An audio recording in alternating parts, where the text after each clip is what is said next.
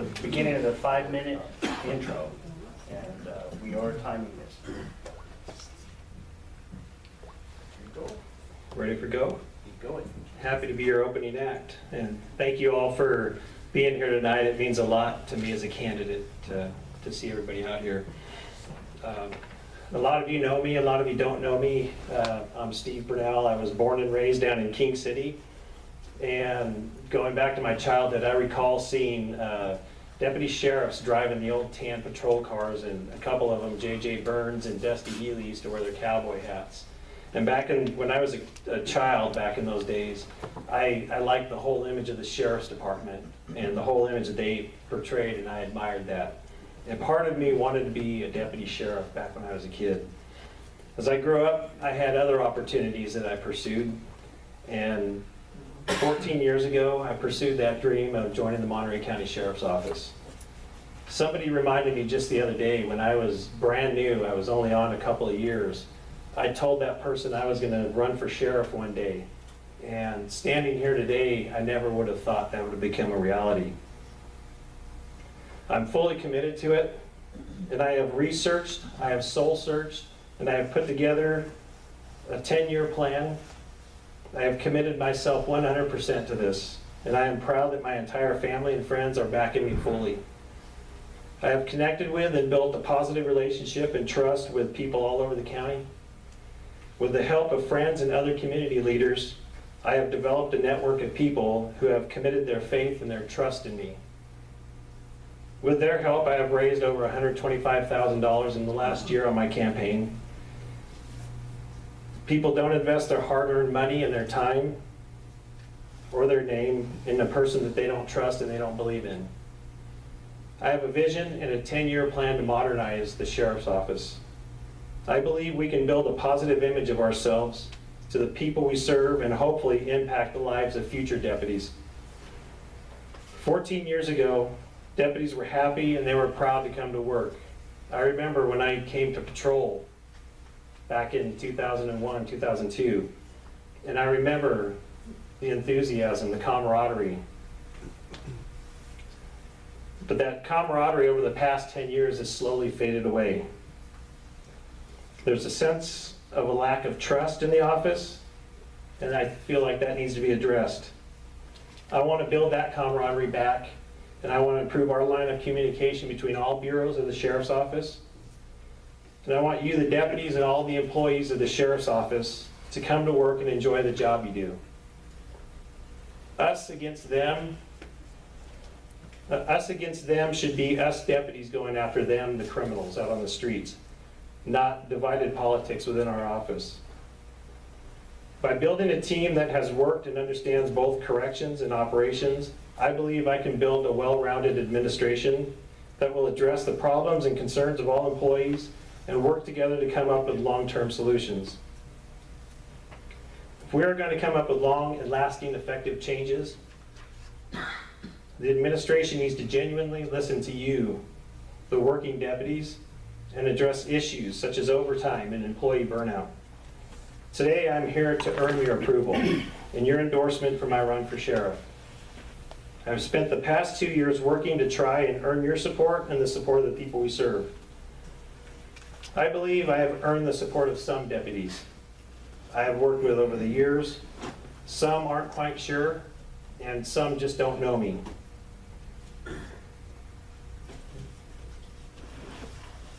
I have spent a considerable amount of time talking to other sheriffs in other counties, former sheriffs, and they assured me that I am qualified to take on this job. The truth is, just about everybody in this room is qualified to take on this job. I have worked with individuals who have no desire to promote or join any special units. They enjoy the work they do as deputies, and they do it well. Some want to promote to sergeant, some want to retire as a detective, and some to the highest rank possible.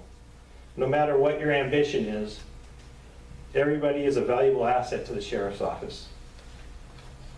I grew up in Monterey County, and the top law enforcement agency here is Monterey County Sheriff's Office.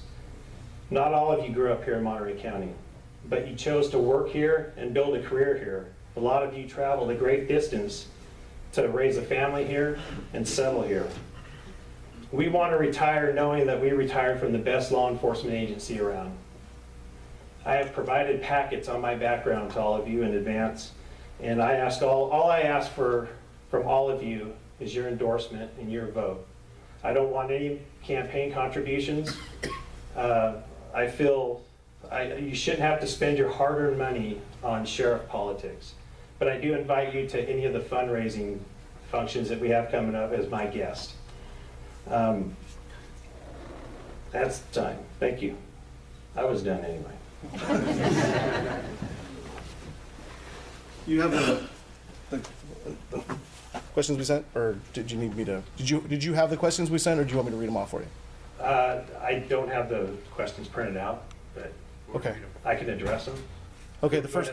Okay. Well, I just however you prefer, but the first question was, given the GPS technology that it's in the radios, given the dash cams and now body cams, how are you going to address the issues of the deputies feeling that they're being watched or being spied on with the new technology available? Okay, first I'll start off with the question of video. I believe we need policy that dictates how and when that video is going to be used or viewed. I feel strongly in video. I think it protects you. It's great evidence to have in court. We get citizen complaints all the time, and it serves as a two-dimensional. It backs you up when you go to court or internal affairs. I believe the video should only be viewed by two people in the department, and it should not be internal affairs. I believe it should be perhaps professional or your special operations commander and sergeant should be the only ones allowed to view that video. If there's a video that you need to download for court or for an internal affair matter, it should be turned into the special operations commander, and only that commander can take the video out of evidence or wherever it's stored and turn it over to the deputy to be used in court or in internal affairs, and then return back to special ops. Nobody else should be able to view that video. As far as the GPS, I think GPS is a valuable asset for dispatchers to be able to dispatch us to a call, know where we are, and be able to dispatch the closest unit to the call. But again, it should not be used by supervisors to track our movements, to keep an eye on us. I think that should be done by monthly or yearly evaluations. And if there's a deputy that's not being productive, we shouldn't have to monitor his GPS movements. We should be able to talk to him face to face and address the issue.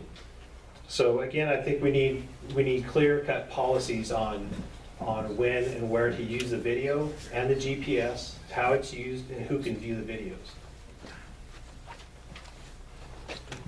Okay. The budget for next year, the county budget for the sheriff's office next year is a status quo budget. But due to several items, we'll start quite a ways in the hole. Where would the cuts come in order to, where would your cuts be to overcome this problem? No, I've had this question for a few days now and time to think about it. And the best answer I can give you is this is Sheriff Miller's budget. And he's the only one who knows where to make cuts, what contracts we have in the jail, what contracts we have such as vehicle maintenance or any contracts we have, contracted employees. So the only person I believe that can answer that truthfully is Sheriff Miller. But assuming that it's my budget, generically we can take a look at overtime costs. We need to figure out a way to cut overtime costs. I'm a big fan of fundraising. I have found out in the past year how easy it is to fundraise. And I think the Sheriff's Department can be involved in fundraising. If I could raise $60,000 in one night fundraising, just think what the Sheriff's Office can do. Fundraising and perhaps collaborating with the Sheriff's Advisory Council and coming up with a rainy day fund to where when they're going to cut funds from the budget, we can utilize those funds if we're going to have to cut back on training perhaps. We can cut back on training in the budget yet we have this fund to fall back on so we don't have to actually stop training or cut back on training. But another way we can cut is we still have positions that are not filled, and we can freeze those positions and ask that they not be funded for the year that we're gonna have the budget cuts, and make sure we have those positions back the following year. But in reality, when they tell us there's gonna be 2.5 to 3.5 million budget cuts, I've talked to people downtown and they say the likelihood of them making these budget cuts are pretty slim, but you have to prepare for them. And those are just some of the ways I feel we can prepare for them. Okay, what changes do you believe need to be made to our department, and how do you plan to implement those changes? There are so many changes that I think need to be changed to move us into a positive direction. First of all, I think, thinking of all the changes, I think one of the most important changes is to improve our line of communication between all bureaus. Number one, I think we need to improve our line of communication and between EOB and COB. We need to improve our line of communication within EOB between patrol and investigations. And one way that I think we can achieve that is forming small committees within each bureau, whether it's 1 or 2 people within each bureau, and meeting on a quarterly or perhaps on once a year. But having people from each bureau air their concerns to the administration, and that is just one of your many voices to air your concerns, your problems. One of the things I think should be addressed in a forum like that is the recent shift change. We're going from the 12-hour to the 10-hour shift change. We should talk to the deputies that work those shifts and find out how we can maximize our coverage and minimize our overtime. And with a forum with little committees from each bureau, I think it's important to get their input instead of just making up a schedule and hoping that it works. I think we need to streamline and be more efficient. I think we need to be fully staffed so we can staff programs such as our ag crime detectives and our gang crime task force. And I think we need to take a serious look at the gang crime task force and analyze that and see if it's effective. Because if not, we need to collaborate countywide and perhaps start our own gang task force and think countywide. And what challenges do you foresee for the sheriff's office over the next 4 years, and how do you plan to deal with those challenges? The challenges over the next 4 years are I think the same challenges that every sheriff faces, and that's the budget. The way I'm going to deal with that challenge is I'm going to put together a knowledgeable administration that I can trust and that I can count on, that'll help us work through the budget issues in good times, where to spend the money wisely, efficiently, and in bad times where we're going to have to make those cuts, and where we can, again, talking about fundraising, where we can use those funds, what we're going to cut, and where we can use those funds. Another challenge is recruiting and retention. And that's been a problem ever since I've been here, is retaining recruits. And I think the best recruiters out there are the men and women out on working the streets.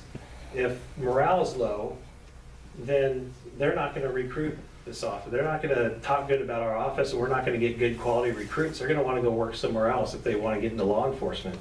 So the number one thing we have to do is build up morale so we can use our best recruiters, and that's the deputies out on the streets.